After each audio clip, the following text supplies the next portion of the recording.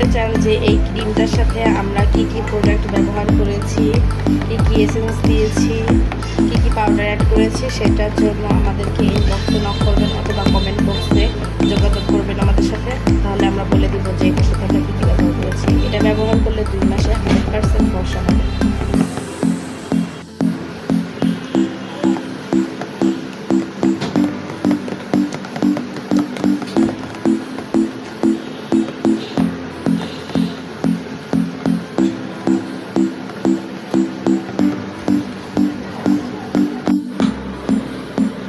এই যে আমাদের বডি ক্রিমটা একদম রেডি।